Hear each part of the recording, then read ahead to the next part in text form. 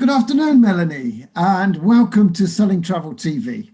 To give you your full title, you are Melanie de Souza, Executive Director of Destination Marketing for the Royal Commission of AlUla in Saudi Arabia. It's a pleasure to be talking with you today. And likewise, Martin, thank you for the opportunity to talk to Selling Long Haul. It's a pleasure. It's a pleasure.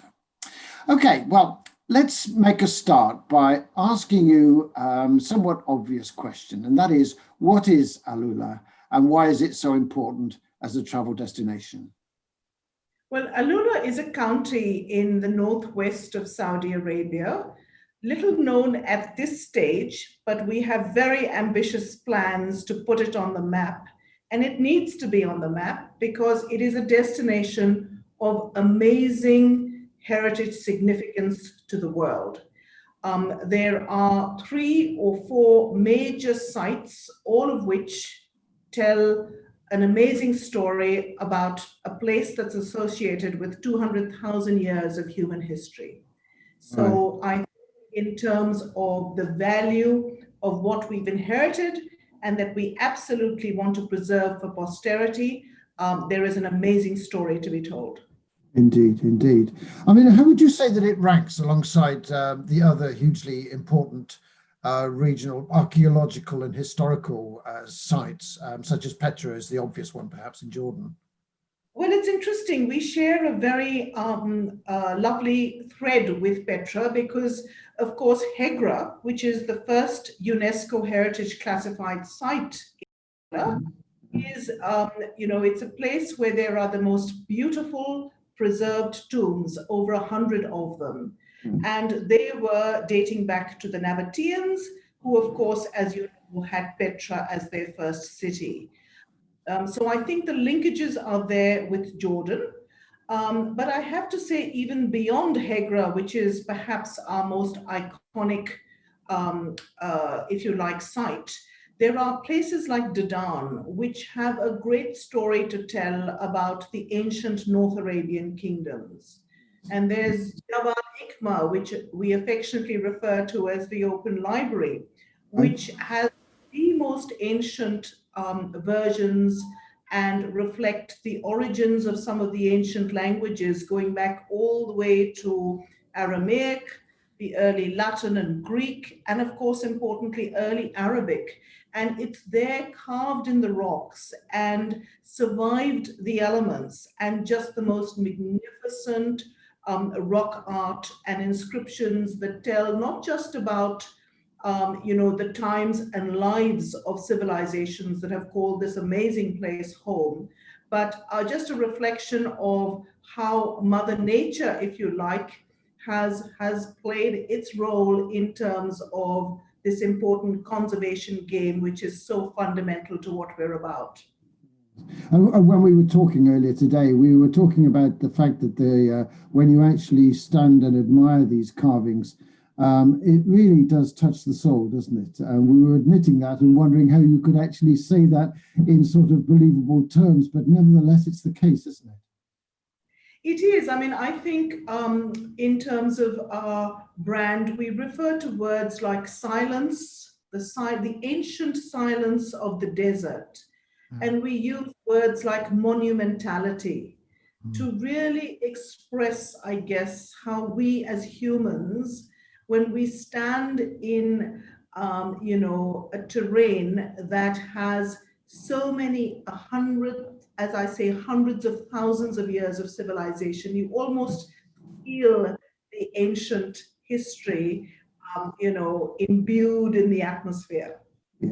And what I love about the organization that I'm working for, Martin, the Royal Commission for AlUla, is that enshrined in its charter is very much about the pride and joy that we have in now unveiling for the first time sites of this global significance, but also the fact that it's very much about conservation. It's very much a community, being part of the tourism success story, and such a responsible approach, if you like, to built environment and to ensuring that whatever we do in that space is respectful of the environment that we're inheriting. Yes, yes. But going back to the origins of it, a lot of it was to do with spice route, wasn't it, for frankincense and other spices? Exactly. Exactly.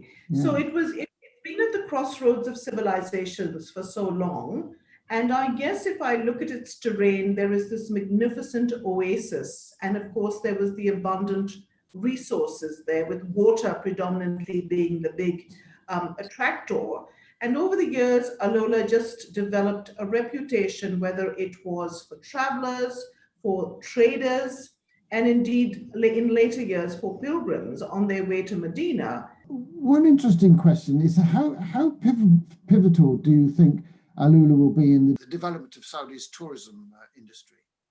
Well, it's one of the kingdom's 2030 vision projects. So it is being called out as a significant tourism destination, recognizing that the government here is very mindful of diversifying the economy and recognizes the very important role that tourism can play in economies in terms of contribution to GDP, in terms of contribution to jobs.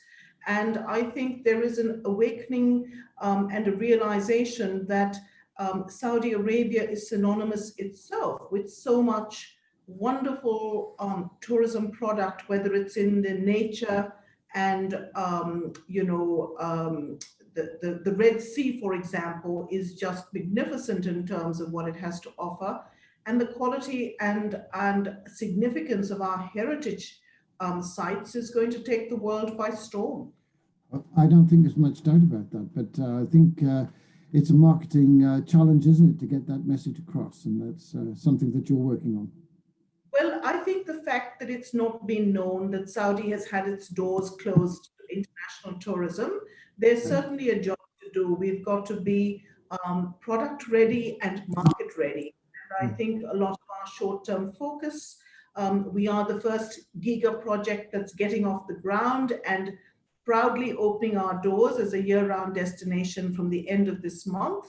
But our effort has been on infrastructure, on training, on importantly from the travel perspective, ensuring that we have DMCs who can in turn deliver for what is a demanding travel distribution system globally, not least of which in the Yes. UK. Yes, but interestingly, why do you think that it's only now that AlUla is being having the spotlight shone on it? I mean, why now, would you say? Because very simply, all the heritage sites were closed off. They were not accessible even for the domestic market. And that's where, with COVID currently being the reality that we're all dealing with in some parts of the world, no, not the least the UK, second waves, it's really interesting how we have, like a lot of other destinations, pivoted to our home market. And even with our home market of KSA, the fact is these sites have not really been seen and understood because they've had a lock on them, if I could put it like that, in Yeah. analogy. Yeah, exactly. I mean, but how exciting is that? I mean, it's happening. It's now, and that's it's quite special in the world tourism perspective, isn't it? Well, I mean, as a marketer, for me, it's a privilege and a joy to be taking to the world virtually a greenfield destination. I mean, that's just rare. Yes. So you mentioned COVID, of course, and we have to touch on that. I mean, to what extent has that delayed your plans, and what impact is it having on you now? It must be quite significant, I'd have thought. Well, we've opened with an eye, as I say, on the domestic market, recognizing that borders are only slowly starting to relax and restrictions starting to ease. But we're doing this very much with compliance with WTTC expected, advice for customers. There's the safety distancing, there's thermometer checks at all our sites.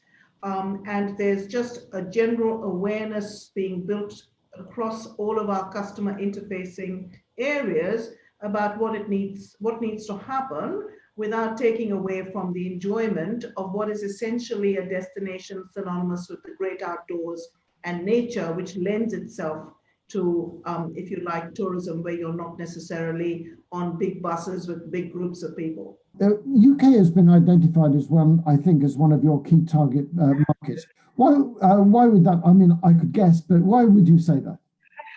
Well, I have had the privilege of working the UK market in my previous role when I was based in Melbourne, Australia. It is a significant market. You all are travelers, you all have a great appreciation for all things cultural and heritage. And I believe we're doing our formal global segmentation, but I can already see clear segments of the market for whom our destination will have immediate appeal. We've got good air connectivity, as you know, Martin, and I'm talking, of course, pre-COVID, but even now I hear BA is resuming flights to Riyadh. We have Saudi with its connections both from Jeddah and Riyadh through to Heathrow. So there's good air connectivity, and that's obviously a critical hygiene factor in terms of the pipeline. But we know that your market is synonymous with we used to term it Teflon tourists in Australia because travel is something ingrained in you all, and you'll bounce back as markets no matter what the economic or environmental constraints might be. So I can tell you I'm very optimistic about numbers from the UK.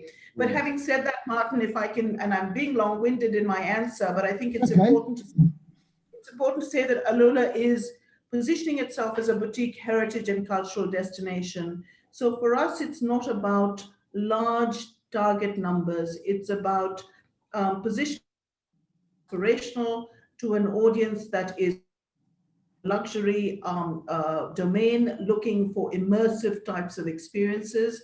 I mean, our target is only 2 million tourists by 2032. So we're looking for certain segments of the market aligned with what is the supply that's coming online. Yes. Upscale and inspirational. I think so. I mean, in the short term, we've got some more moderate accommodation, but still very reflective of our surrounds. We've got Chardin and Sahari, which offer certainly not hyper luxury experiences, but are there at a price point that will do us fine in the short term. We're excited about the opening of Habitus, which is a lovely millennial brand at the end of this year. And then we have some wonderful resorts coming online in about 3 years' time with the Ammons, the Jean Nouvel Resort, which is going to be stunning, an amazing piece of engineering and an amazing feat of construction, I think, in amongst those rocky landscapes. So there's a lot of exciting built infrastructure that's on its way. What can you tell us about your marketing strategy? I mean, you've got a lot to achieve, and I'm just wondering if you have a strategy. Well, I presume you have a strategy in place, and what can you tell us about it? Definitely. So as I said before, the positioning is very much about boutique heritage and cultural. We're going after a limited amount of geographic markets, looking to prioritize a few of the European markets, USA, obviously our home market of KSA. Another level down, we have markets like Russia, India, and Italy. And in terms of laying the foundations of our global marketing approach, we've set in place some representative companies. We're about to announce who that will be in the UK, so watch this space. And PR agencies as well around the world. And I guess our job is to work very closely with travel distributors, with the airlines, on the trade side of things, but importantly to build awareness for the destination, recognizing, as we've discussed earlier, that it's not necessarily a known destination, and if you like, building the brand. So I'm also hoping towards the third quarter of next year, we will launch an exciting global brand campaign that will hopefully effectively put us on the map. Right, okay. AlUla is obviously going to draw a massive amount of interest all on its own, but presumably when people come to visit AlUla, they will want to visit other places in Saudi. What other places do you think that they would ideally want to visit? And perhaps as a second part to that question, how easy do you think it will be for itineraries to be put together? Well, I think we shouldn't pretend that Saudi Arabia has had a history of established DMCs, an important, constituent or to build itineraries and deliver against, the expectations of what is a discerning tourist. So I think there are some runs to still get on the board in that respect, if I'm honest, and I think it's about managing expectations. But if I put that aside, I believe Alola will combine beautifully with traffic that comes into the region. I also think as Saudi Arabia's product matures, there are very exciting developments on the Red Sea that we will absolutely combine with. And while we position ourselves as heritage, obviously we recognize that we have a lot that is going to be on offer in the space of adventure, in the space of the arts and culture. I don't know, Martin, if when you were here in January, you had the opportunity to attend a concert at Mariah. We did. But that did. I mean, that's the largest Guinness World Record classified mirrored building in the world. It's unbelievable. Correct. And it's a conference and entertainment venue. Yeah. So we're positioning it definitely for the business tourism market and also for the arts.